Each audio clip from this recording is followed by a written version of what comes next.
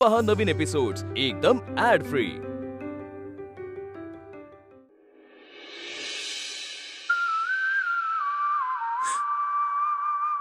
Sorry.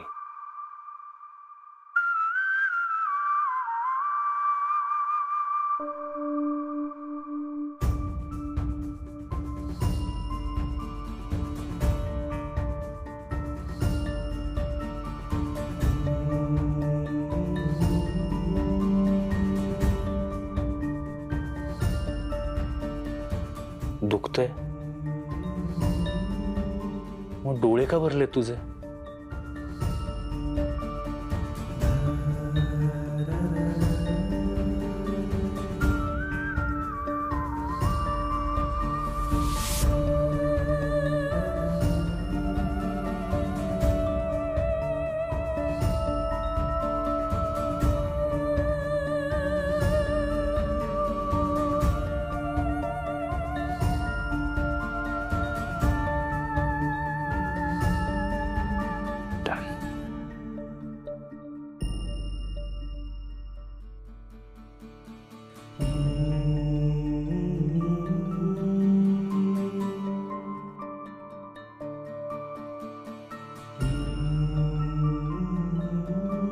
Bodyguard,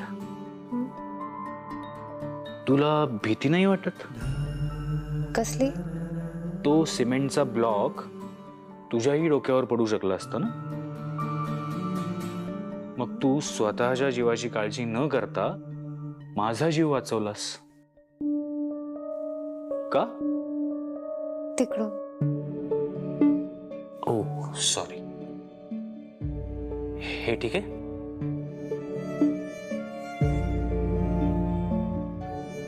माझ्या प्रश्नाचं उत्तर नाही दिलंस तू अजून. साहेब बस, मी धरते. कात्री. हा.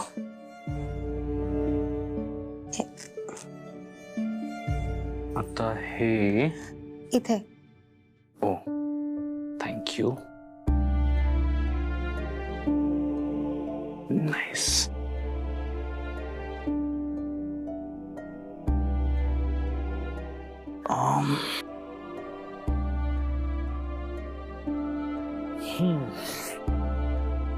खरं तर मी तुला बाहेर बोलवणार होतो ड्रेसिंग करायला. फोनही केला मी तुला, पण फोन उचललाच नाहीस तू. फोन नाही आहे ना माझ्याकडे. हा घे, ठेव तुझ्याकडे. काय तुला माझा नंबर पाठ आहे, सो तू कधी कोणाच्याही फोनवरून मला फोन करू शकतेस. पण जर मला तुझ्याशी बोलायचं असेल तर मी काय करायचं? ठेव. नाईस. आणि मला एक गोष्ट सांग बॉडीगार्ड, बाबा म्हणाले तुला देवीचं वरदान आहे, म्हणजे नेमकं काय? हं? सी, मला अजिबात रिडिक्यूल करायचं नाहीये, पण सी काय, एकतर माझा देव बिव या सगळ्या गोष्टींवर अजिबात विश्वास नाहीये. आणि बाबा काल जे काही बोलले त्याचा मला अजिबात अर्थच लागत नाही. सो मला फक्त हे समजून घ्यायचंय. मला सांग ना, तुला वरदान आहे म्हणजे काय, आणि तुला कधी समजलं की तुला देवीचं वरदान आहे? आणि वरदान आहे म्हणजे काय? देवी तुझ्या समोर प्रकट होते.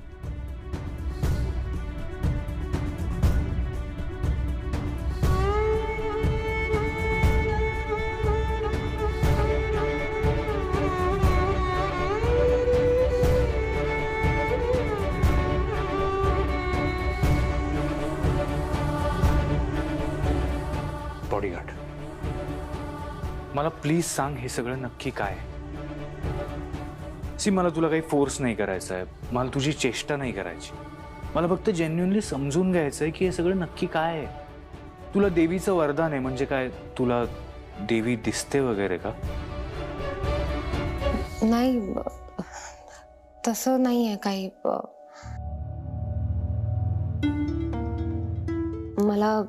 मला देवी नाही दिसत.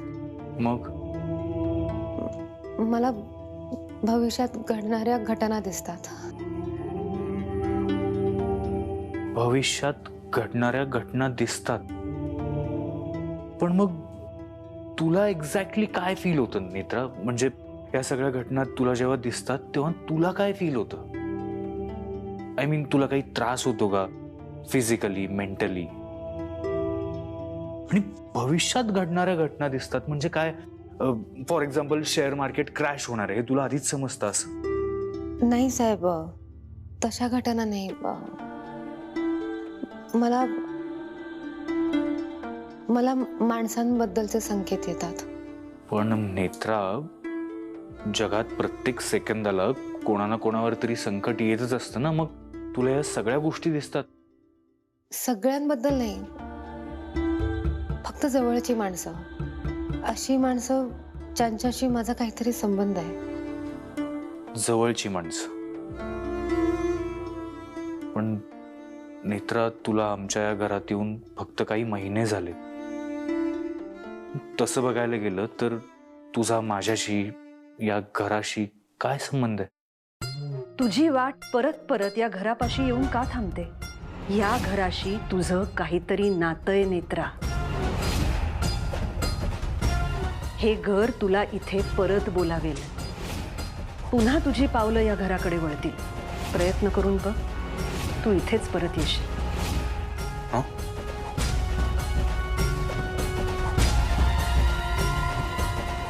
बरं, ठीक आहे. आत्ता हे सगळं सोड.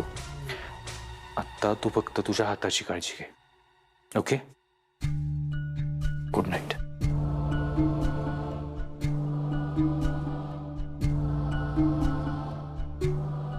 आज पहिल्यांदा कोणीतरी विचारलं की जेव्हा संकेत दिसतात तेव्हा मला काय वाटतं. माफ करा साहेब, माझा या घराशी काय संबंध आहे याबद्दल काय सांगू मी तुम्हाला?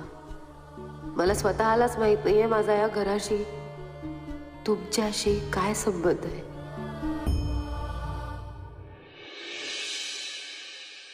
Doctor, I am not getting it. What ever happening with Netra is unbelievable. या सगळ्याला कसं रिॲक्ट व्हावं हेच कळत नाहीये मला.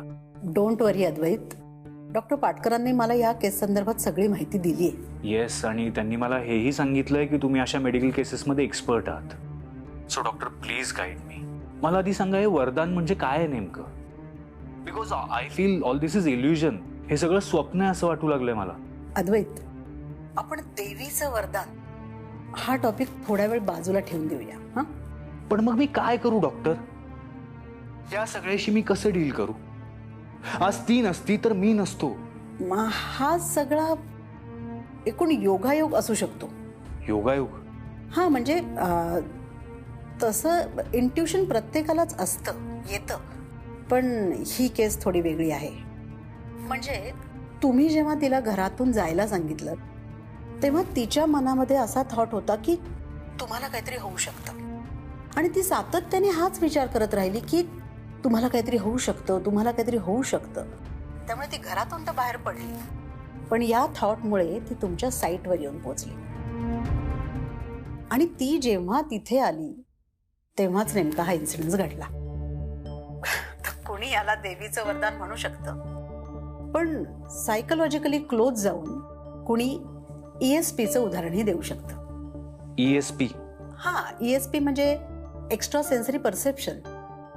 ओके, पण मग या सगळ्यात मी तिच्या बरोबर कसं डील करायला हवं? अद्वैत, बाकी सगळं बाजूला ठेवून तुम्ही तिच्या मनावर हे बिंबवायला हवं की तुमच्या जीवाला अजिबात धोका नाही.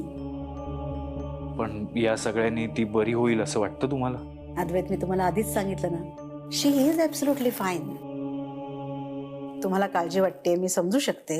नाही, मला काळजी वाटते कारण ती स्वतः काही बोलत नाही, पण या सगळ्याचा तिला खूप त्रास होतो. डॉक्टर, तुम्ही ना तिच्याशी मैत्री करायला हवी, तिला बोलतं करायला हवं. तुम्ही जितका हा विश्वास तिला द्याल ना की तुमच्या जीवाला धोका नाही, then everything will be fine. बरं, ओके. थँक्यू डॉक्टर, आणि सॉरी मी एवढ्या रात्री तुम्हाला त्रास दिला. नाही नाही नाही, नो प्रॉब्लेम. थँक्यू. बाय.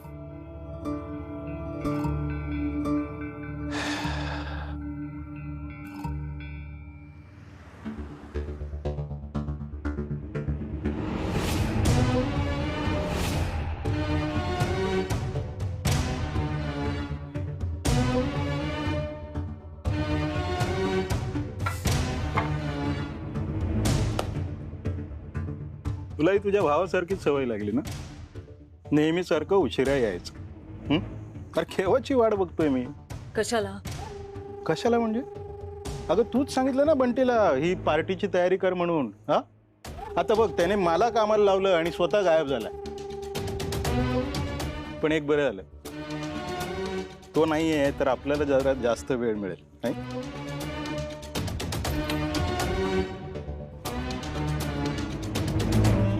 साडेसाती आपल्या आयुष्यातनं कायमची गेली. ह्या पार्टीला आपण सुरू करूया. हे घे. हा घे. तुला का बेड लागले काय? ग्लास कशाला फोडला? कशाला फोडला? ती नेत्रा परत आलीये. काय? शेखर घेऊन आलाय तिला. तिने अद्वैतचा पुन्हा जीव वाचवला म्हणून. आता हा प्लॅन तू कधी केलास? हा, आणि हे माझ्यापासून लपून तुला काय मिळणार आहे? मी प्लॅन केला नाहीये. हा प्लॅन नव्हता. मग हे सगळं घडलं कसं? साईटवर ऍक्सिडेंट झाला. अरे यार, साडेसाती सुटता सुटत नाहीये. बायको माझा ऐक, आपण एक घाव घालू आणि हे मॅटर कायमचं संपून टाकू. मी सरळ इथून तिच्या गावी जातो, त्या आजोबाची बोटं छाटतो आणि पाठवून देतो. नाही ही धावत गावी गेले ना. तुम्ही काहीही करू नका अनिल, प्लीज. हे असं भटकत राहण्यापेक्षा घरी जाऊन बसा आणि बाहेर पडू नका प्लीज. मी सांगेन तोपर्यंत काहीही करू नका, हेच सांगायला आले होते मी. समजून घ्या जरा.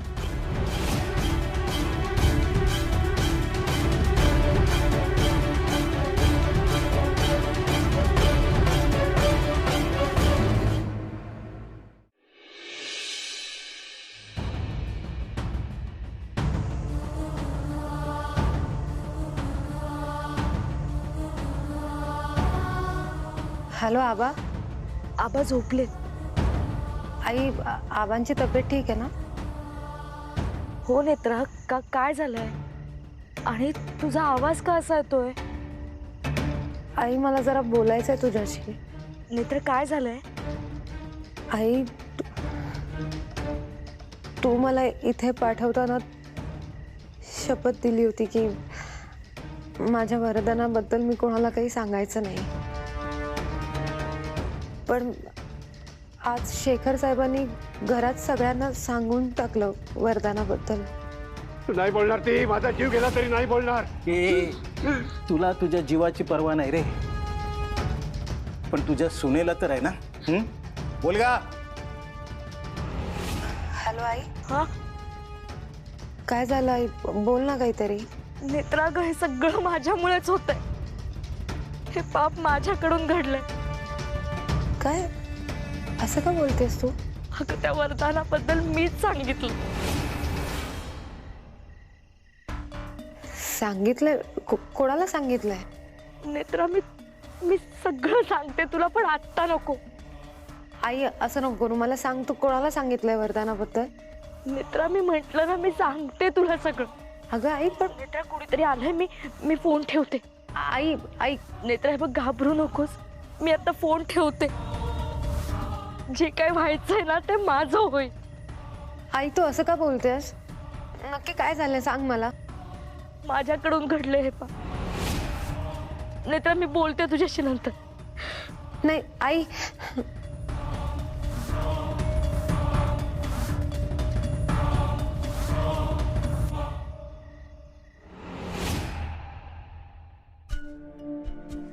ESP म्हणजे एखाद्या व्यक्तीला व्हिजिबल इंद्रियांच्या पलीकडे जाऊन काही गोष्टी सेन्स होतात. म्हणजे नेत्रा,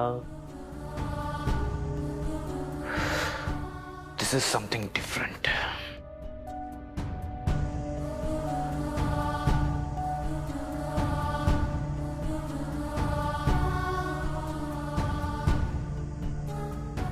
एकदा घरी जाऊन आई आबांना भेटून नक्की काय घडलंय ते जाणून घ्यायचंय.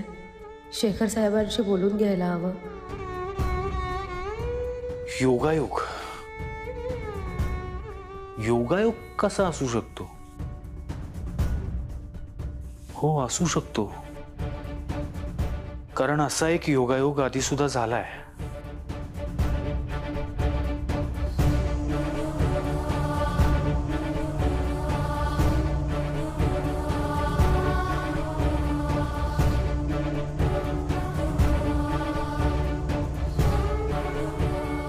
हे पैंजण ज्या मुलीचं आहे तिने सुद्धा माझा जीव वाचवला होताच की. कदाचित तो सुद्धा योगायोगच असेल.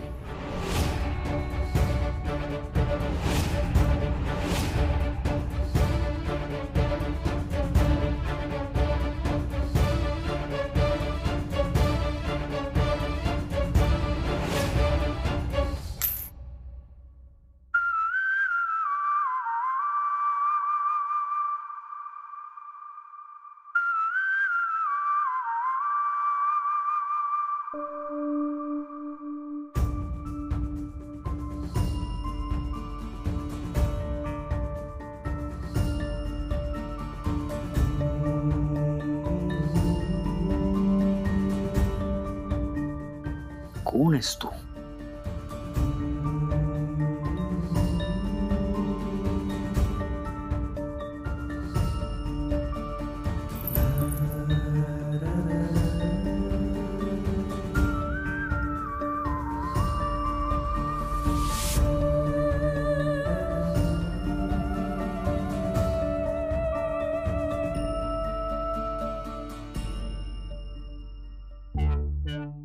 ममता मावशी तुमचा आणि त्यांचा संसार वाचवण्यासाठी रुपालीबाई साहेबांना या घरातून बाहेर काढण्यासाठी म्हणून गेल्या होत्या रुपालीबाई साहेबांच्या नवऱ्याशी बोलायला. पण रुपालीबाई साहेबांनी आधीच स्वतःच्या नवऱ्याला त्यांच्या कटात सामील करून घेतलं होतं. फोटोत चुकीची दिसेल अशी परिस्थिती मुद्दाम तयार केली गेली तिथे. रुपालीबाई साहेब गेली अनेक वर्ष त्यांच्या पहिल्या नवऱ्याला भेटतायत आणि त्यांना पैसे सुद्धा देतात.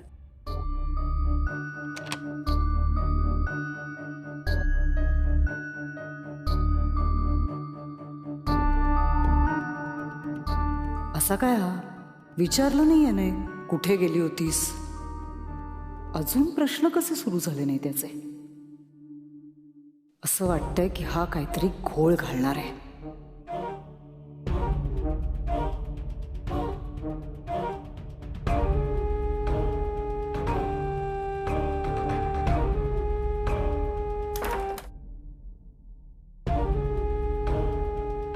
अजून विचारत नाहीये? हा मुद्दाम करतोय काय सगळं?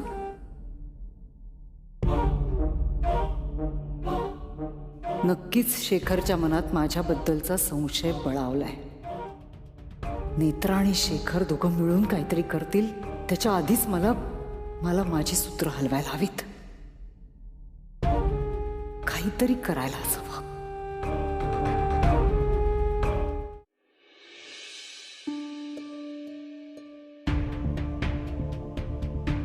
साहेब कॉफी. तर तू कशाला आणलीस कॉफी? हाताला आराम दे. नाही ठीक आहे, एवढं काही नाही. अगं हाताला आराम देशील तर जखम पटकन भरली जाईल. मी एक काम करतो, मी रुपाली आणि केतकीला सांगतो तुला कुठली कामं द्यायचीच नाही. नाही साहेब खरंच ठीक आहे आणि मी घेते काळजी. नक्की? हो. बर. साहेब मला घरी जायचंय. असं अचानक? घरी काहीतरी घडलंय जे मला माहित नाहीये. म्हणजे आईने माझ्या वरदानाबद्दल कोणाला तरी सांगितलं आणि आई असं कधीच करत नाही. आई ह्या गोष्टीबद्दल कधीच कोणालाच काही बोलत नाही. पण ह्या वेळेला तिने तसं केलं आणि फोनवर सुद्धा तिचा आवाज मला खूप अस्वस्थ वाटत होता.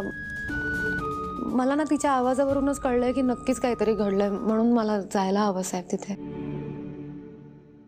पण नेत्रा असं अचानक तू माधवीतला एकट्याला सोडून, कालच एवढा मोठा प्रॉब्लेम झालाय.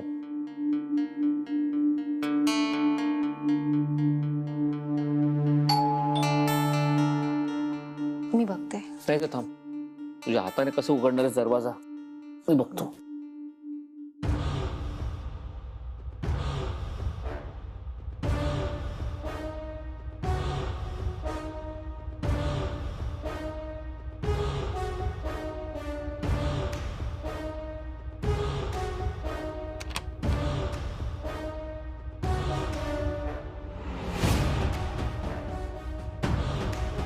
तुम्ही?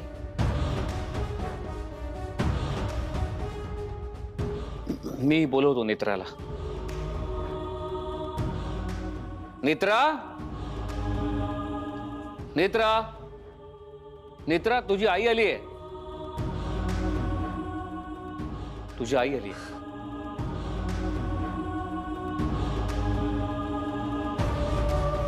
आई